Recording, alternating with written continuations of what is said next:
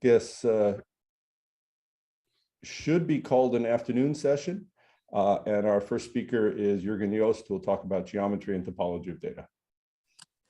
Yeah, it is my pleasure to speak here. It's this very interesting conference and to meet old friends and new people that I have never seen before, but that I'm glad to be in contact with now.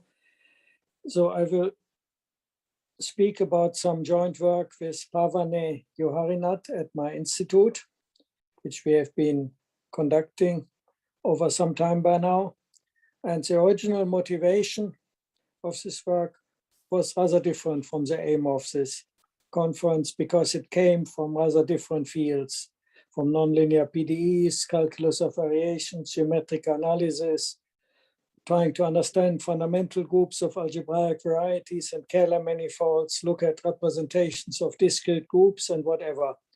But then somewhat surprisingly, we found that thinking about curvature of discrete spaces, which is what I shall essentially do today, might offer a new perspective for topological data analysis. And so I will take you on a journey that requires some background, but let me point out something essential first, namely topological data analysis asks, as you all know, when balls in a metric space XD intersect. Geometric data analysis asks how much balls have to be enlarged to intersect. So topology is a qualitative science, but in topological data analysis, of course, you do have quantitative dependence on radii, so it's not purely qualitative. Whereas geometry, by its very nature, is a quantitative science. And so therefore, I will take a quantitative perspective here. And the most fundamental concept of geometry probably is that of curvature. Of course, it sounds a little strange to invoke such a notion as curvature in the setting, but I hope that I can convince you that it very naturally emerges from thinking about questions that appear in topological data analysis. And curvature quantifies convexity. So as we will see, the more negatively curved the space is, the better its convexity properties are. We need some preliminaries. Most of this is pretty elementary, so I think I can go relatively quickly through it. So we start with a metric space where we have continuous paths, although later on, of course, we shall be interested in discrete spaces. So if we have a continuous path, then we can try to determine its length. It might be infinite or whatever, but the definition is that you subdivide the interval on which the curve is defined more and more finely, and then sum up the distances between the image points and takes the supremum over all such partitions of the unit interval. That is where our curve is defined. And you call we call our metric space a length space if for all points the distance between them is equal to the infimum of the length of curves or paths connecting them. And the length space is called geodesic if this distance is realized by a curve, which then is called the shortest geodesic. That is, if we can find some curve C whose length is equal to the distance between x and y, and that connects x and y. We need some further notions. A point M is called a midpoint between x and y if its distance to x and its distance to y are precisely half the distance between x and y. You, in a general geometric space, of course, you don't always have such points, but you call the metric space convex in the sense of Menger if for every 2 points, you find some point that is between them, for instance, a midpoint. And there's one condition where this is satisfied, namely when the space is totally convex. That is, whenever you have 2 radii, you always look at closed balls, and R will always stand for radius. So if you have 2 points and 2 radii for the balls, such that the sum of the radii is at least equal to the distance between those 2 points, then we require that these 2 balls intersect. So the condition then is 2 balls that can intersect, because the condition for the radii is sufficient. Such 2 balls then do intersect if the space is totally convex. That is pretty simple, but we shall ask what happens if we take more than 2 balls. And just as a convention, all the radii that I will mention in the sequel will always be positive. And balls will always be closed balls.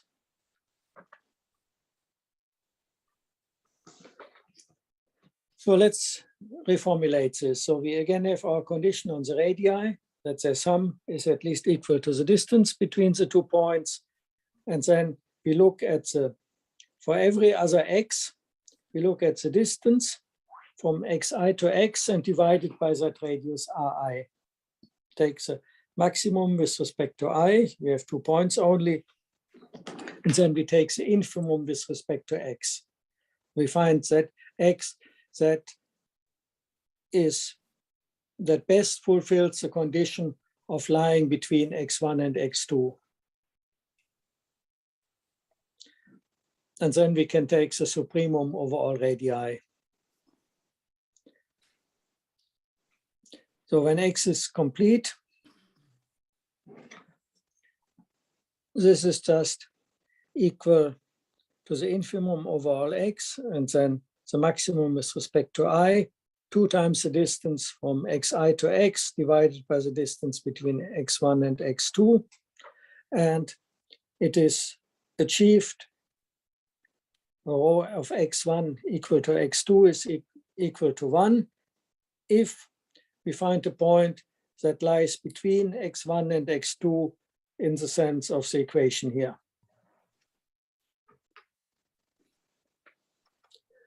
Now, as I said, we want to go 2 more points. And so we call a geodesic length space a tripod space. If for any 3 points now, there exists a median that is a point that lies between any 2 of them. So dxim plus dxjm is equal to dxi, dxixj for any 2 distinct points out of our 3 points.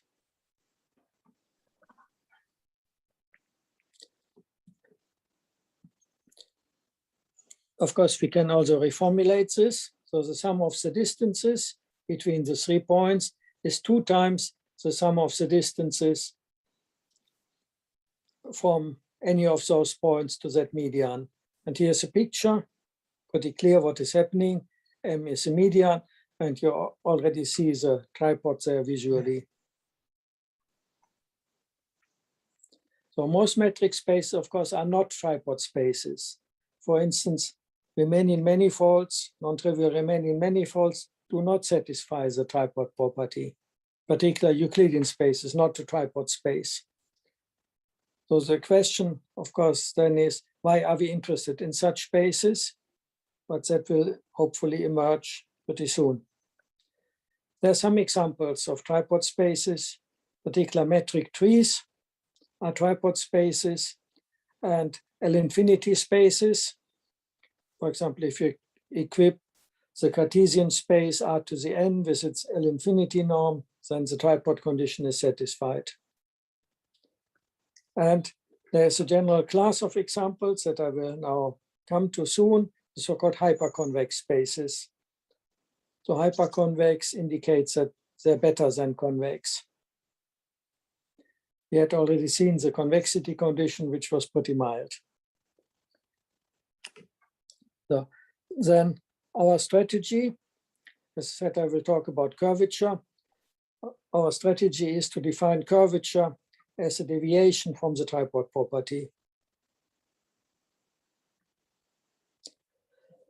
So let's first take another look at tripod spaces.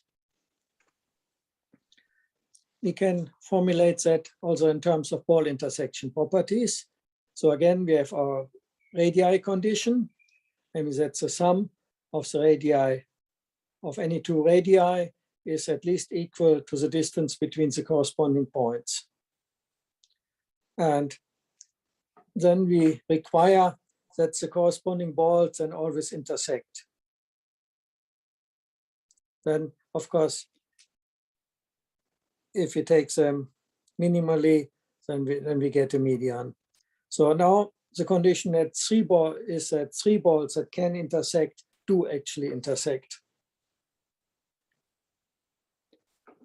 So again, we can reformulate that a little. We look at the quotients dxix divided by ri, takes the maximum with respect to our points, and then takes the infimum with respect to x. And then we take the supremum over all configurations of radii that satisfy this property, because we try to, in order to get to the supremum, we try to make the radii as small as possible. And so in that case, the sum of the radii is equal to the distance between the corresponding points.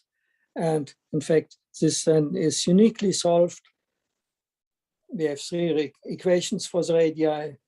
This is uniquely solved if the radii are equal to the so-called Gromov products. So these quantities were introduced by Gromov, but they're pretty simple. Namely, for example, R1 tells us to what extent X1 violates equality in the triangle inequality between X2 and X3. And likewise for the other two ones.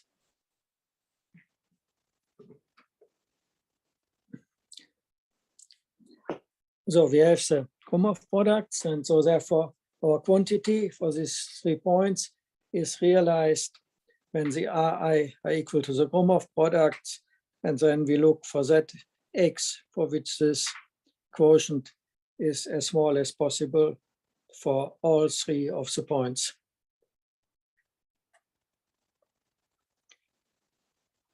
And if we find some point M that attains that infimum, then we call it a weighted circumcenter, perhaps in want of a better name. And it solves an optimization problem in R3 with respect to the L infinity norm. It's not a coincidence, as I had indicated earlier, that L infinity spaces do satisfy the tripod condition. So this naturally fits into something that is well known in geometry, the so-called cut zero spaces that were studied by Gromov and many others, which essentially were introduced by Alexandrov. So the A in cut zero stands for Alexandrov as a generalization of Riemannian manifolds of non-positive sectional curvature. And for those spaces, you find some such weighted circumcenter. You can find it for many other spaces, but these ones are important. So now let's come to the hyperconvexity. So we had started with 2 balls. Then we had moved on to 3 balls and had required that if the radii satisfy the appropriate condition, that they could intersect, and they actually do intersect. Now, of course, you can ask it for more points. And instead of going to 4 and 5 points, now I go to arbitrarily many.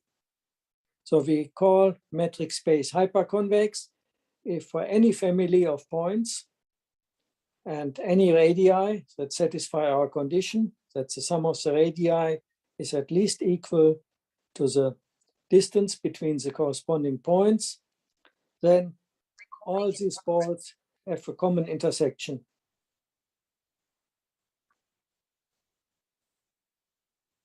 And if you have a convex metric space, and instead of requiring the condition for the radii, we can just require that the corresponding balls intersect pairwise.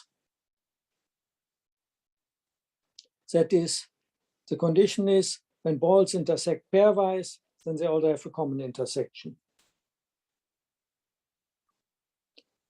So in other words, balls that can intersect do intersect. That is a hyperconvexity condition. In particular, hyperconvex spaces are tripod spaces, because for tripod spaces, I just required that for 3 balls, but now we require it for arbitrary many balls. And so, of course, this is a stronger condition. Here are some examples of spaces, 2 of which are hyperconvex and 2 of which are not hyperconvex. Well, the first one is Euclidean space, the Euclidean plane. So I've drawn 3 balls, that 3 closed balls that intersect pairwise, but which of course do not have a triple intersection. So the Euclidean plane or Euclidean space of any dimension is not hyperconvex. On the right, there's a metric tree, and the metric tree in fact satisfies the hyperconvexity condition. Just check it for the 3 points that are indicated in the figure, and then you will quickly see that this holds for arbitrarily many points. But of course, here I'm just verifying the tripod condition. On the lower left is L1 of the plane. So we have 3 L1 balls, which are thus tilted squares, same radius here, and they intersect pairwise, and they also have 1 point of a triple intersection. But this only holds for L1 in the plane. It doesn't hold for L1 in higher dimensional Cartesian spaces. And on the right, we have the circle. And on the circle, the tripod condition fails most badly. Just look at the 3 points and look at balls whose radius is half of the distance between the 2 points. Yeah, then of course they just meet pairwise. But of course, in order to get a triple intersection, we have to double the radius. So this is as far as it can possibly get from the tripod condition or from hyperconvexity. Hyperconvex spaces were already introduced some time ago, in particular in the work by Aronshine and Panich-Bhakdi, and they showed that hyperconvex spaces are complete and contractible to each of their points. So there's no topology. That will be important in a moment. And there's another condition, namely there's no obstruction to extending Lipschitz functions, one Lipschitz functions from a subspace to the entire space.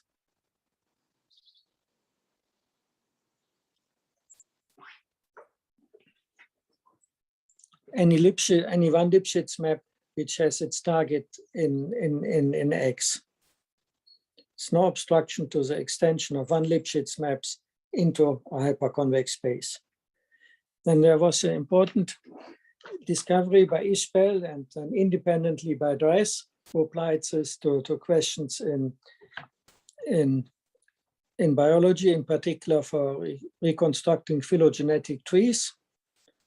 Every metric space is isometrically embedded in a hyperconvex space, in a particular hyperconvex space, which is called its hyperconvex hull. In particular, the hyperconvex hull of a compact space is compact, and the hyperconvex hull of a finite space is simplicial complex. However, the explicit construction of the hyperconvex hull is a pretty difficult business. It's not even clear how to construct it for spheres. Now, let's finally come to TDA. As you all know, in TDA, you have metric family with a distance function, and for each radius, for each positive radius, we define a check complex by assigning a Q simplex to every non-empty intersection of Q plus 1 balls. And then, of course, you record how the homology of this complex varies as a function of R. Now, this gives you the barcodes. And so now you probably see that there's some relation emerging, because here we also look at intersections of balls.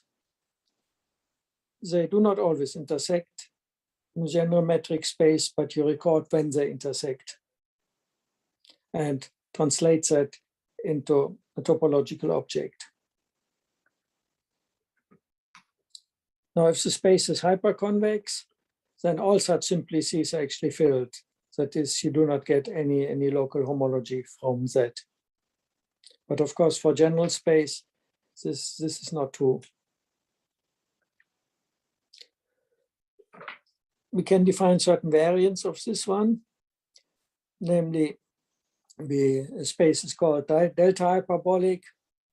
If for any family of balls, again with the radius condition satisfied, the balls intersect when you enlarge all the radii by this typically positive number delta.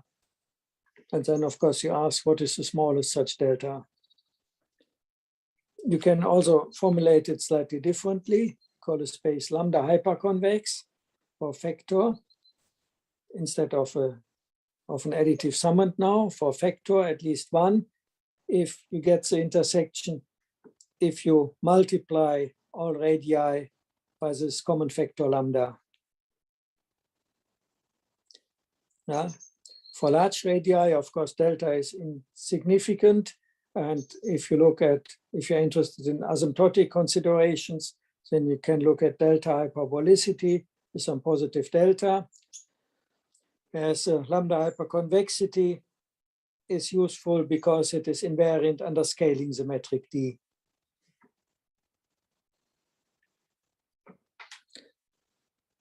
In particular, you can check what happens with those spaces that you typically encounter. So Hilbert spaces are square root of 2 hyperconvex. So the original hyperconvexity is 1 hyperconvexity, but in most spaces you have to enlarge the radii. So in Hilbert spaces, you have to enlarge the radii by a factor of square root of 2, and then you get the intersection. In general, reflexive and dual Banach spaces may be even worse. There are 2 hyperconvex. Perhaps better, some are better, but there are at least 2 hyperconvex, and in particular the LP spaces are hyperconvex, and for finite space, although the L1 space is 2 hyperconvex, whereas the L infinity space always is 1 hyperconvex, that is hyperconvex, 2 Kur.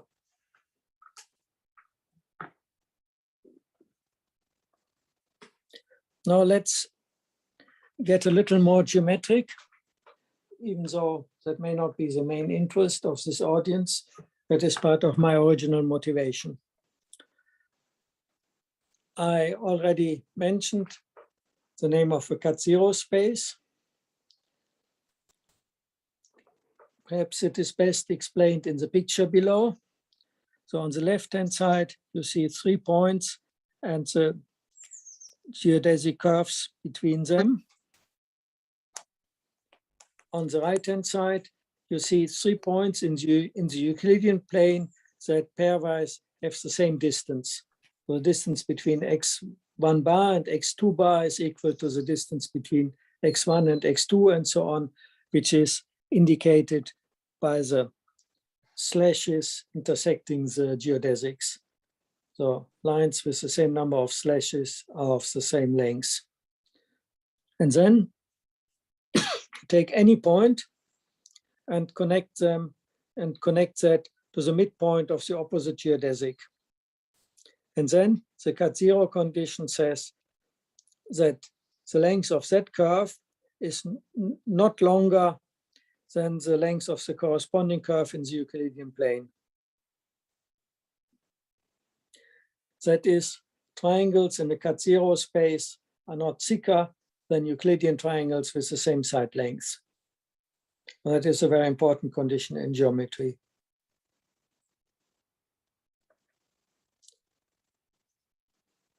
There's another important condition. A geodesic space is called Boseman convex. As indicated, this condition was indicated by Boseman. If for every two geodesics that start at the same point, their distance is a convex function. That means that geodesics in Boseman space diverge at least as fast as in Euclidean space, because in Euclidean space, the distance is a linear function. The Boseman condition is more general. In fact, one can show that it's not so difficult, that every cut-zero space is Boseman convex, but the converse doesn't hold. And in fact, Boseman spaces are much more difficult to control than cut-zero spaces. Now, let's come to our condition that we have introduced. We call a metric space non-positively curved if for each triple of points, the comparison with the situation in R2 tells us that this rho, this quotient dxix over ri, the infimum over x, is not larger than the corresponding quantity in the Euclidean plane.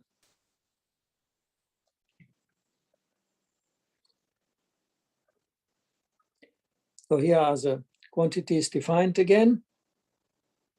So that is our condition. And in other words, the median or the weighted circumcenter, whatever you want to call it, is at least as close to the vertices as in the Euclidean case.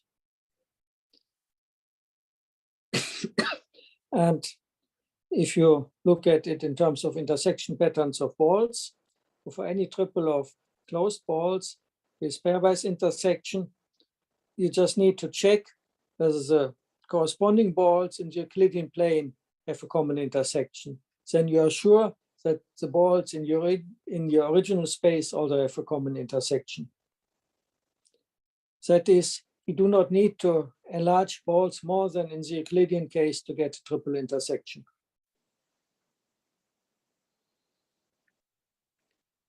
That is, balls intersect at least as easily as in Euclidean space.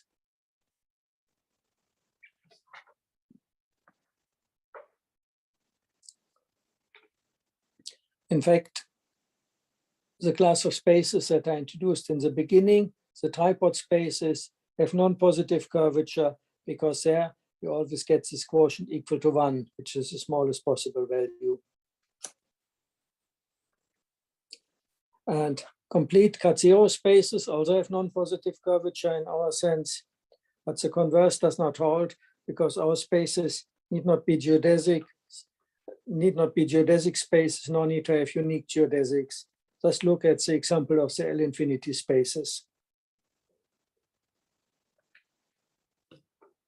And I'd earlier introduced some approximate versions, and these approximate versions, of course, apply to discrete spaces. So we have now a tool to evaluate the geometry of discrete spaces. And there's one result, perhaps not so interesting in this context, but nice from our perspective. A complete Riemannian manifold has non-positive sectional curvature, if and only if it has non-positive curvature in our sense. And so in that sense, our concept is a natural generalization to general metric spaces of the famous condition of non-positive sectional curvature. And as indicated with small variations, our conditions also apply to discrete spaces. So now let's draw some conclusions from what we have done here. As you all know, the check construction assigns to a cover of some space X, the simplicial complex. This vertex set, the index set of that cover, and the simplex whenever the corresponding elements of the cover have a non-trivial intersection. And when all intersections are contractible, then the homology of the simplicial complex equals that of X under some rather general topological conditions on X, about which I don't want to bother here. And so this is a useful tool to determine the homology of a general space. Now, when the space is a metric space, of course, we can use covers by distance balls. And when our metric space is a hyperconvex metric space, and if we use a cover by distance balls, then whenever a couple of balls intersect,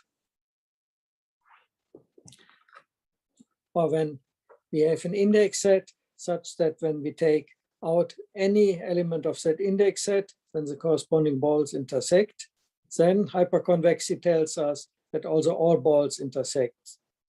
That is translated into the topology whenever the simplicial complex contains all the boundary facets of some simplex. It also contains that simplex itself. That is, there are no holes, and we don't have any corresponding non-trivial homology groups. Now, when space is only lambda hyperconvex for some positive lambda, or delta hyperbolic for some positive delta, then of course non-trivial homology groups may arise. And from that perspective, hyperconvex spaces are the simplest model spaces, and homology now can be seen as a topological measure for the deviation from such a model.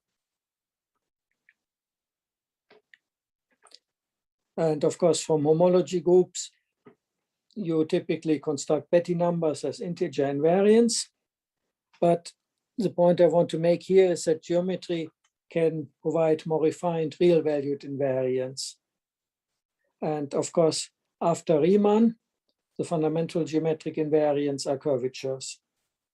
As you know, modern geometry was started by Riemann in his habilitation address.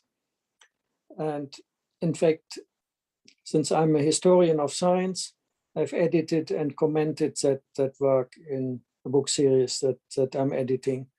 It's quite instructive actually to read Riemann's original text, founding modern geometry. Now, what we have provided here is a general framework on which the essential geometric content of curvature can be extracted for general metric spaces, not just for remaining manifolds.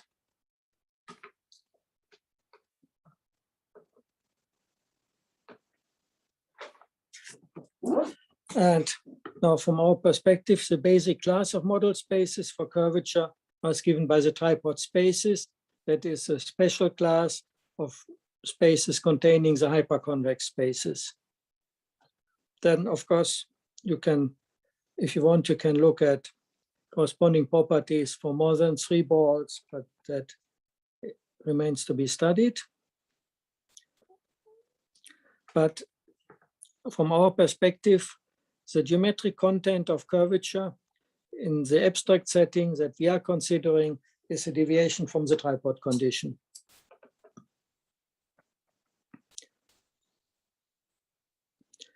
And Euclidean spaces are relegated to a subsidiary role because the curvature is traditionally normalized in such a way that their curvature is 0.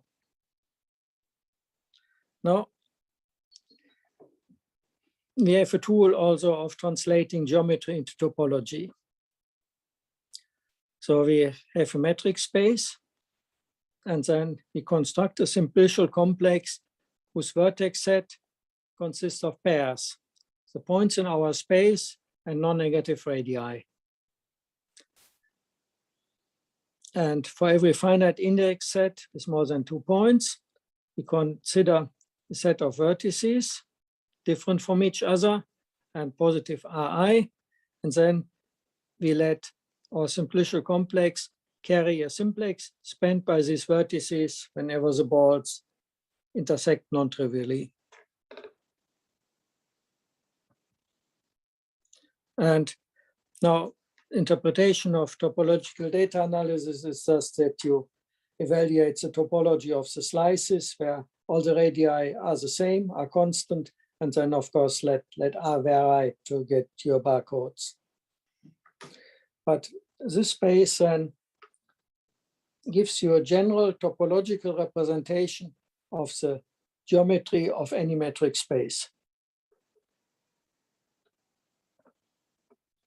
Now, there are some further questions to explore, namely to systematically apply these constructions to what one might call geometric data analysis. We can also look at empirical data, and we are currently doing that with Arijit Samal, who is a head of our partner group in Chennai in India. Namely, we look at the asymptotic geometry of networks in terms of our curvature notions. One should say that, in particular for discrete spaces, these curvature notions can capture quite well the asymptotic geometry.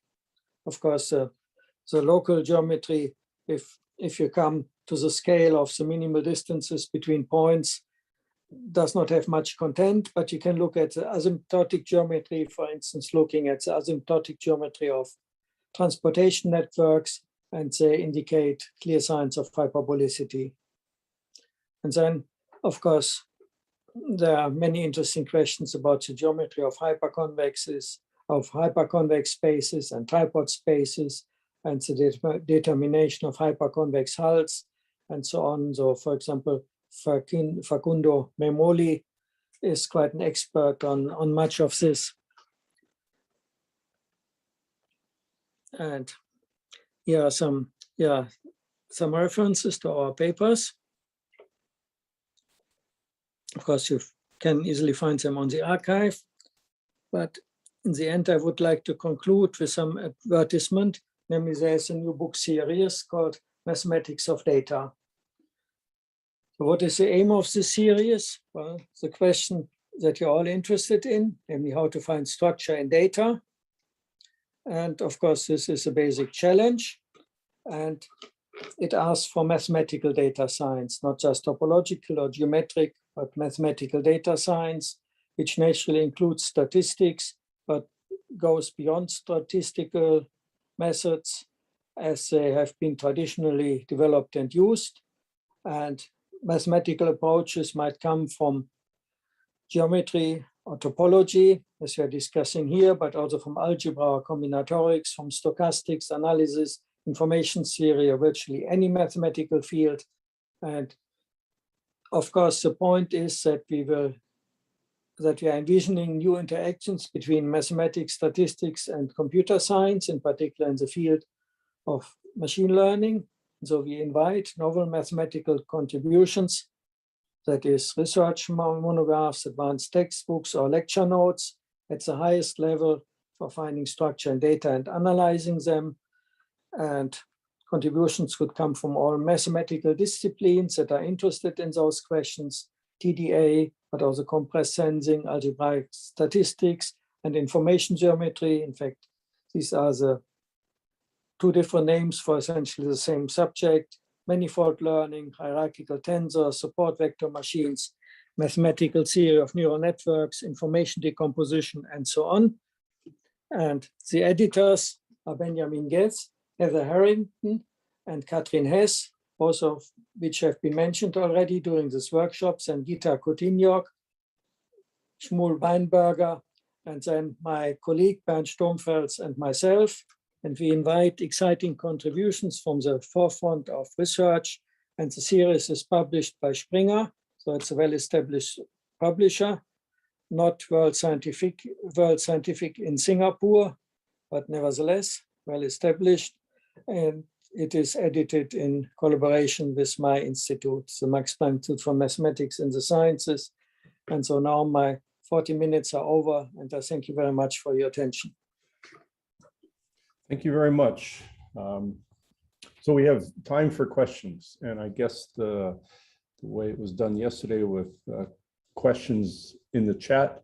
Marzia, ID is the cue for a question. Hello, and thank you very much, Professor, for the very interesting talk.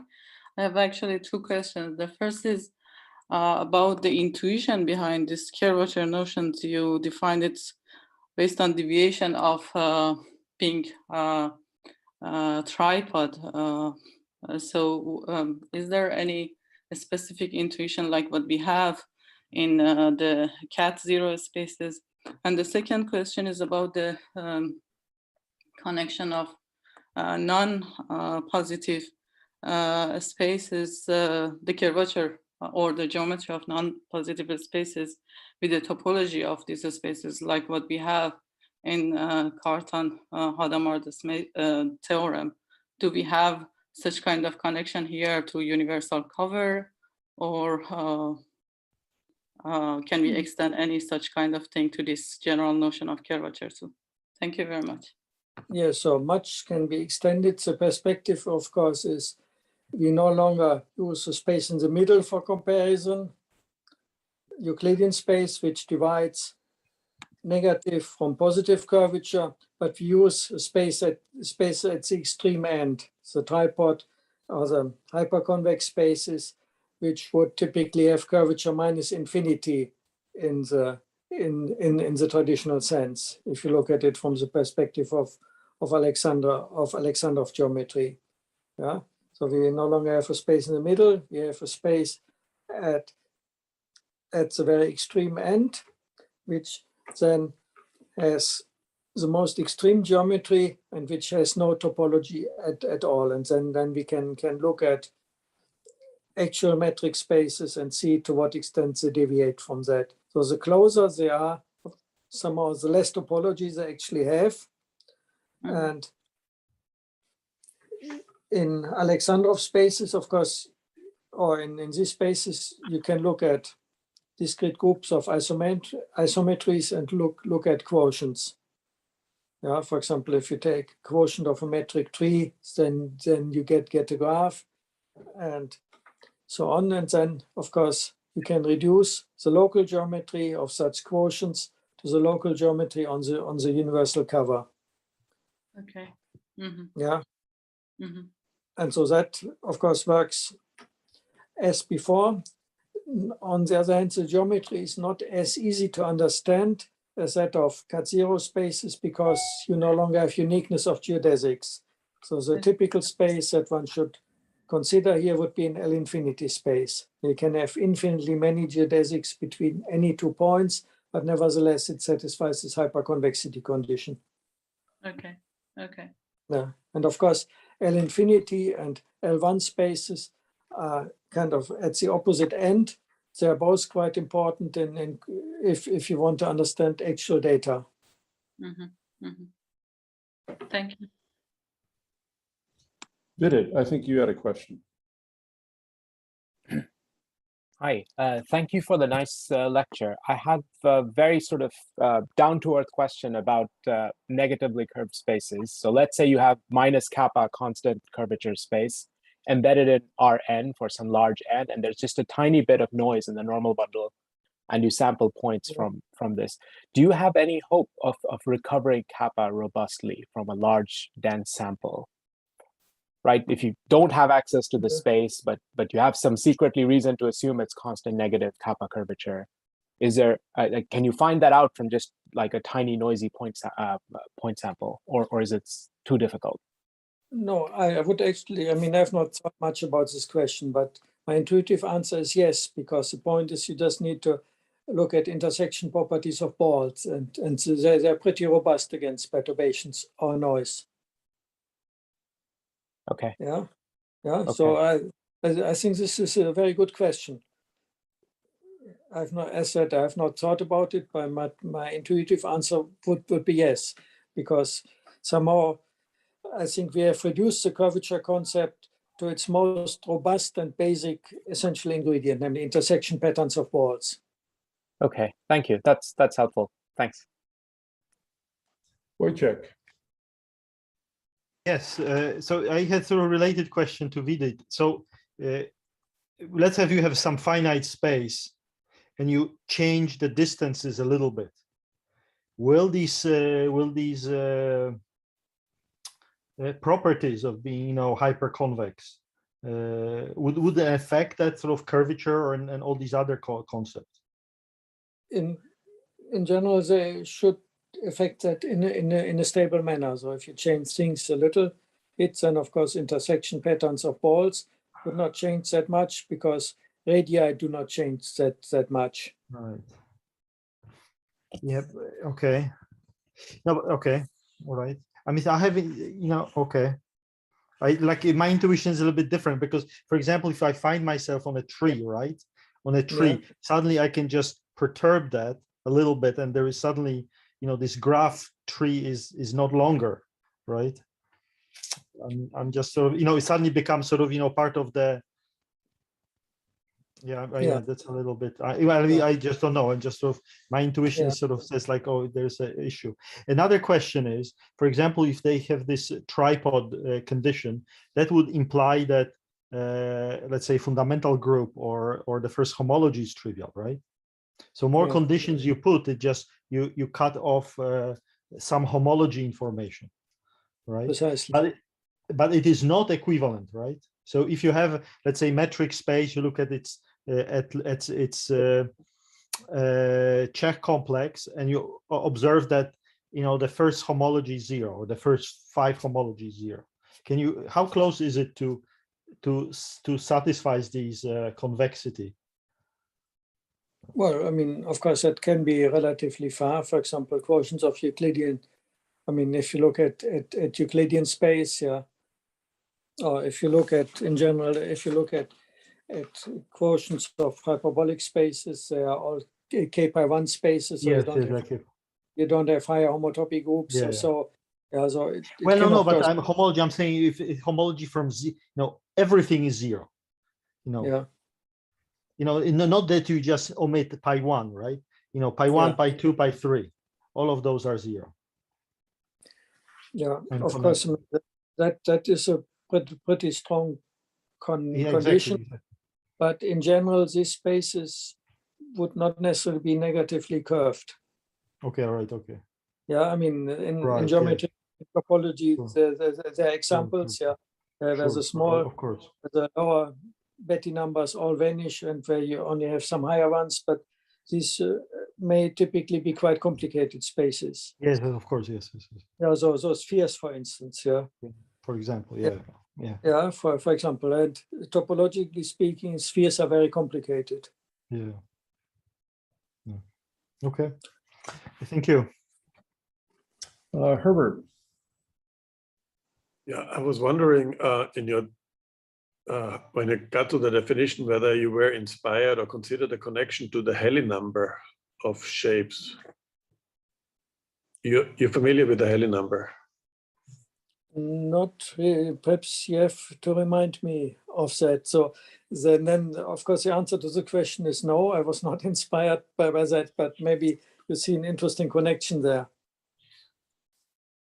If you briefly remind me, I think I've heard it, but I cannot recall it now. Yeah, for example, in a plane, if you have a family of convex sets, if every 3 intersect, then all intersect. Oh, right. Yeah, sure. Yeah. Oh, I mean, that is right. I recall it now. Of course, that is some related condition here. Now, I've been talking about metric conditions. Now, convexity can be formulated in somewhat more general context. It does need some betweenness relation, which could come from something which is not necessarily metric. And then, of course, you could also look at such conditions there, which is one direction we will probably look into more closely in the future. But certainly, up to now, we have not done that yet.